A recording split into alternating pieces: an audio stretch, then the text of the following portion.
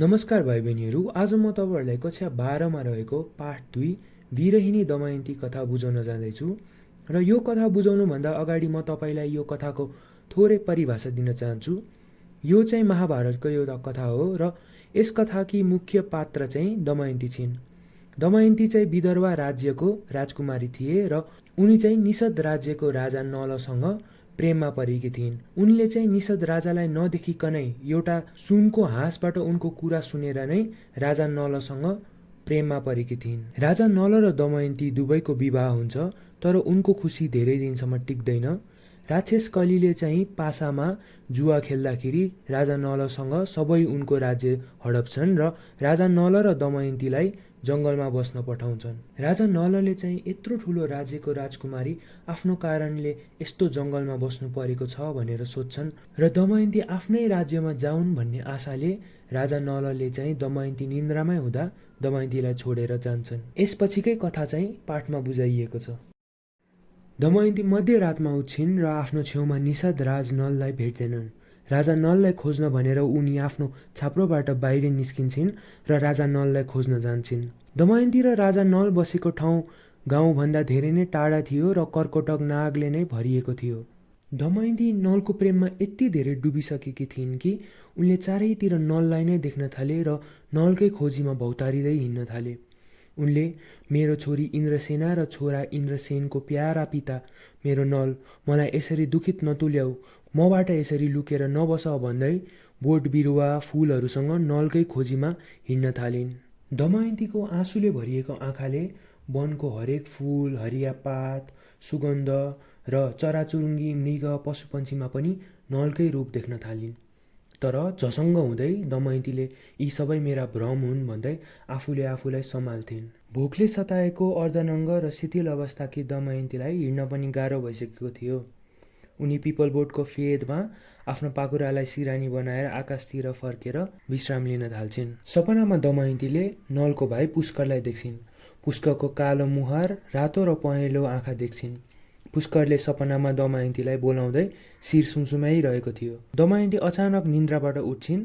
निन्द्राबाट उठेपछि दमयन्तीले आफ्नो अगाडि कालो डरलाग्दो र बलियो नाग जातिको पुरुष देख्छिन्। त्यो पुरुषले दमयन्तीलाई हेर्दै दमयन्तीको कपाल सुमसुमाइरहेको थियो।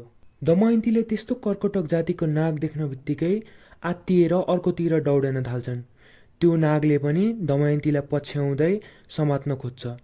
दमयन्ती जताततै कराउँदै भाग्न थाल्छिन्, तर केही क्षणपछि त्यो नागले दमयन्तीलाई समात्छ र आफ्नो काँधमा बोकेर आफ्नो छाप्रोतिर लैजान थाल्छ। दमयन्तीले आफूसित त्यसो भएको देख्दा आफूलाई असुरक्षित ठान्छिन् र छटपटाउन थाल्छिन्। केही क्षणपछि दमयन्ती शान्त हुन थाल्छिन् र आफूलाई बचाउने उपायबारे सोच्न थाल्छिन्। दमयन्तीलाई नाग युवकले आफ्नो छाप्रोसम्म लैजाँदा सूर्य अस्ताइसकेको हुन्छ र जब आफ्नो काँधबाट दमयन्तीलाई छाप्रोको पिँढीमा ओर्लाउँछ, दमयन्तीले नाग युवकलाई हेरेर मुसुक्क हाँस्छ र नमस्कार गर्छ। दमयन्ती पनि आफूतिर आकर्षित भइसकेको छ कि भनेर नाग युवकले सोच्न थाल्छ। दमयन्तीलाई नाग युवकले सुकुल ओछ्याएर र त्यसको माथि बाघको छाला हाल्दै यहाँ आराम गर भनेर भन्छ। दमयन्तीलाई नाग युवकले तिमी नारी हौ, म पुरुष हुँ, नारी र पुरुष बीच संयोग सृष्टिकारी हुन्छ भनेर भन्न थाल्छ। दमयन्तीले नाग युवकको आँखा र स्वरबाट यो राम्रो मान्छे चाहिँ होइन है भनेर बुझ्छ। दमयन्तीले तैपनि आफूलाई शान्त राख्छिन् र आफू भोको भएको कुरा बताउँछिन् र आफ्नो दुःख र व्यथाहरू नाग युवकलाई भन्न थाल्छिन्। नाग युवकले चाहिँ यस्तो राम्री सुन्दरी मैले नगरबाट हरण गरेर ल्याएको छु र आफ्नो बहादुरीको बगान अब आफ्नो गाउँलेहरूलाई सुनाउने छु भन्दै दमयन्तीलाई भन्न थाल्छ। दमयन्तीले पनि नाग युवकलाई प्रसन्न पार्न आफूले पनि यस्तो बलियो एउटा रक्षक पाएको छु भनेर भन्न थाल्छिन्। नाग युवकले दमयन्ती र आफ्नो लागि खिर पकाउन थाल्छ र दमयन्ती पाएको खुसीमा नाग युवकले आफूलाई र दमयन्तीलाई जाँड लिएर आउँछ।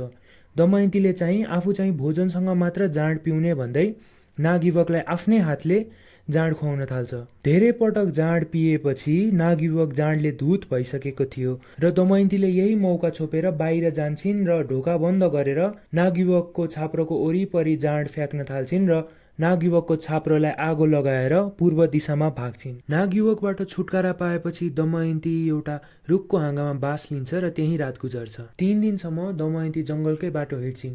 बाटोमै पाएको कन्दमूल खाँदै आफ्नो गुजारा गर्छिन्। बाटोमा नाग युवकहरूको कर्कोटक नागको बस्ती देख्दा पनि तर्सिएर अर्को दिशातिर लाग्छिन्। आफ्नो सुरक्षाको लागि एउटा लट्ठी बोक्छिन् र त्यस्तै कर्कटक नागहरूले फेरि आफूलाई नलगोस् भनेर दमयन्तीले आफूलाई कुरूप बनाउँछिन्। केसमा धुला दल्छिन् र आफ्नो जिउहरूमा माटोहरू दलेर आफूलाई कुरूप बनाउन थाल्छिन्। आफू जस्तो सुकै रूपमा भए पनि आफ्नो पति नललाई चाहिँ अवश्य भेट्टाउँछु भन्ने सोचले दमयन्ती अघि बढिरहिन्। तेस्रो दिनमा दमयन्ती एउटा खुला ठाउँमा आइपुग्छिन् र एउटा ठुलो ढुङ्गा माथि चढेर चारैतिर हेर्न थाल्छिन्। चारैतिर हेर्दा टाढा एउटा मान्छेको छाप्रो अथवा बस्ती जस्तो उनले देख्छिन्। त्यही छाप्रोतिर जाँदाखेरि दमयन्तीले कुखुरा बासेको र मानिसहरूको आवाज सुन्छिन्।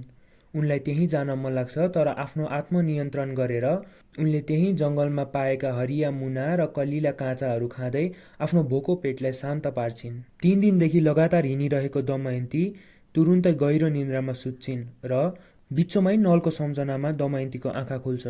उनले त्यहाँ कालो नीलो आकाशमा चम्किरहेको ताराहरू देख्छिन्।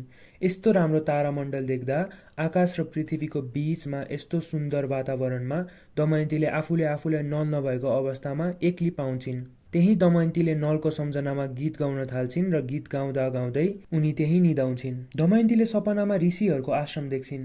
दमयन्तीले फेरि सपनामा एउटा मानव आवाज सुन्छिन् र दमयन्तीलाई सपनामा अझै उत्तरपट्टि हिँड्दै जाऊ, तिमी खोज्दै जाऊ, तिम्रो नल भेट्ने छ, नल पनि तिमीलाई नै खोज्दै अति पीडित हृदय लिएर तिमीतिर आइरहेको छ भनेर सुन्छिन्। यस्तो राम्रो सपना देखेपछि दमयन्ती प्रसन्न हुन्छन् र मुख पुस्दै उत्तरको बाटो लाग्छिन्। केही बेर जङ्गलमा हिँडेपछि उनले एउटा ठुलो आवाज सुनिन्। त्यस आवाजतर्फ जाँदाखेरि दमयन्तीले त्यो जङ्गली जनावरको नभई मानिसहरूको आवाज हो भन्ने बुझिन्। त्यहाँ पुग्दाखेरि दमयन्तीले करिब 50-60 जना मानिसहरूको समूह देख्छिन्। त्यहाँ उनीहरूले गाडी, घोडा, गाईसित यात्रा गरिरहेको हुन्छ। त्यस समूहको नेता सूचीभद्रसँग दमयन्तीले परिचय गर्छ। सूचीभद्र काशीबाट अयोध्या हुँदै चोदीतिर जान लागेका हुन्छन्। दमयन्तीले सूचीभद्रलाई आफ्नो परिचय दिन्छन्, तर आफू एउटा राज्यको राजकुमारी हो भन्ने खुलासा गर्दैनन्। सूचीभद्रले दमयन्तीले खानपिन र आरामको व्यवस्था मिलाइदिन्छन् र धेरै समयपछि दमयन्तीले राम्रो खान पिउन पाएको थियो। पछि दमयन्ती उनीहरूसँगै यात्रा गर्न थाल्छिन्। यात्रा गर्दा गर्दै उनीहरू एउटा ठुलो सरोवर भनेको ताल नजिक पुग्छन्। ताल नजिक पुग्दाखेरि सबैजना आराम गर्छन्, नुहाउँछन् र खाना पकाउन थाल्छन्। दमयन्ती पनि पानीमा नुहाउन थाल्छिन् र केही समयको लागि दमयन्तीले आफ्नो मन शान्त भएको अनुभव पाउँछिन्। तर त्यो शान्त धेरै बेरसम्म टिक्दैन। राति ठुलो विपत्ति आउँछ। जङ्गली हात्तीहरूको समूह पानी खान भनेर सरोवरतिर आउँछ र सरोवरतिर आउँदाखेरि अँध्यारोमा जङ्गली हात्तीहरूले सबै मानिस जनावरहरूलाई कुल्चिन थाल्छ। धेरै मानिस, गाडी, घोडा, गाईहरू कुल्चिएर मर्छन्। दमयन्ती भने भागेर एउटा रुखमा चढेर आफ्नो ज्यान जोगाउँछिन्। त्यहाँबाट उनले धेरै नराम्रो दृश्यहरू देख्छिन्। सबैजना मरिरहेको, चिच्याइरहेको सबै देख्छिन्, तर उनले केही गर्न सकेकी थिएनन्। यति धेरै दुःख भोगिसकेको हुँदाले दमयन्ती रुन पनि सक्दैनन्। बिहान हुँदा धेरै मानिसहरू मरिसकेको हुन्छन् र केही मानिसहरू बाँचेका पनि धेरै घाइते अवस्थामा हुन्छन्। सूचीभद्रलाई पनि हात्तीले कुल्चेर मरिसकेको हुन्छ। दमयन्तीलाई चाहिँ आफू जहाँ गए पनि अशुभ भइरहेको छ भन्ने भावना आउँछ। राति आफूसँगै रुखमा चढेर बाँचेको एक महिलासँग दमयन्ती चोदी राज्यतिर लाग्छिन्। यात्रामा दमयन्ती र त्यो महिलाले अरू ब्राह्मण र यात्रुहरू भेट्छिन्, तर कसैसँग कुरा नगरी उनीहरू आफ्नो बाटो लाग्छन्। चोदी राज्य पुग्दाखेरि दुवैको अवस्था निकै खराब हुन्छ। फोहोर कपडा, दुब्लो शरीर र दुःखले भरिएको अनुहार। राज्य पुगेपछि त्यो महिला आफ्नो गाउँतिर लाग्छ, तर दमयन्तीलाई आफ्नो बाल्यकालको सम्झना आउँछ। बाल्यकालमा दमयन्तीकी आमाले उनलाई उनकी ठुली आमा सुनन्दा चोदी राज्यकी रानी हुन्, जसलाई राजा सुबाहुले विवाह गरेर लगेका थिए भन्ने कुरा याद आउँछ। दमयन्ती त पहिले राज्यमा जान हिचकिच्याउँछिन्। उनलाई आफ्नो ठुली आमाले के भन्ला, कसो भन्ला भन्ने कुराले डर हुन्छ। तैपनि अन्त्यमा उनी राज्यभित्र जाने निर्णय गर्छिन्। राज्यभित्र जानु अघि उनले आफ्नो कपाल, लुगा र अनुहार बिगार्छिन् र लामो घाममा पहिलेदेखि नै हिँडिरहेको भएर उनको अनुहार पहिलेदेखि परिवर्तन भइसकेको हुन्छ। चोदी सहर छिर्दा मानिसहरू उनलाई देखेर हाँस्छिन्। बालबालिकाहरू पछि पछि लागेर गिज्याउन थाल्छन्। दरबारको माथिल्लो तल्लामा बसिरहेकी रानी सुनन्दाको आँखा दमयन्तीमाथि पर्छ। बाहिरबाट पागल जस्तो देखिए पनि उनको अनुहारको तेजले रानी सुनन्दाको आँखा दमयन्तीमाथि पर्छ। आफ्नो सेवकहरूलाई अराएर दमयन्तीलाई रानी सुनन्दाले आफ्नो छेउ बोलाउँछिन्। दमयन्तीलाई रानी सुनन्दाले परिचय सोध्दा दमयन्तीले आफ्नो वास्तविक परिचय लुकाएर उनी एक सम्मानित परिवारकी महिला हुन् र उनी महिलालाई सिँगारो काम गर्ने सुसार अथवा सेविका हुन् भनेर आफ्नो परिचय दिए। रानीले पनि आफ्नो छोरीका लागि एउटा सुसार खोजिरहेका थिए र दमयन्तीको परिचय सुन्न बित्तिकै उनले दमयन्तीलाई त्यही काम गर्ने आग्रह गरिन्। दमयन्तीले पनि काम गर्न तयार हुन्छन्, तर उनका 3वटा शर्तहरू छन् भनेर भने। दमयन्तीले अरूको जुठो नखाने, कसैको खुट्टा नधुने र अरू कुनै पुरुषसँग नबोल्ने भनेर उनले आफ्नो प्रस्तावहरू राखे। रानीले दमयन्तीको सबै शर्तहरू स्वीकार गर्छिन् र दमयन्ती त्यही दिनदेखि चोदी राज्यमा सैरन्ध्रीको रूपमा दरबारमा बस्न थाल्छिन्। उनी आफ्नै ठुली आमाको दरबारमा बसिरहेकी हुन्छन्, तर उनलाई कसैले चिनेको हुँदैन। दमयन्ती आफ्नै श्रीमान राजा नलको सम्झनामा त्यहीँ बसिरहन्छन् र उनलाई जसरी पनि फेला पार्ने योजना बनाइरहन्छन्। कथाको टुङ्गो यसरी यही हुन्छ र यस कथाको मुख्य सन्देश चाहिँ दुःखमा पनि धैर्य राख्नुपर्छ। जसरी दमयन्तीलाई कति धेरै दुःखले सतायो तैपनि उनले धैर्य राखेर अघि बढिरहन्। यो कथाको चाहिँ मुख्य सन्देश हो र बुद्धि र आफ्नो विवेक प्रयोग गरेर समस्याको समाधान गर्नुपर्छ र आशा हामीले कहिले पनि छोड्नु हुँदैन भन्ने यस कथाको चाहिँ मुख्य सन्देश रहेको छ। तपाईहरुलाई भिडियो राम्रो लागेमा भिडियो लाइक गरिदिनु होला र हाम्रो च्यानलमा अरू धेरै च्याप्टरहरू पनि एक्सप्लेन गरेको छ, त्यो भिडियोहरू पनि हेरिदिनु होला र च्यानल राम्रो लागेमा सब्स्क्राइब गरिदिनु होला। धन्यवाद।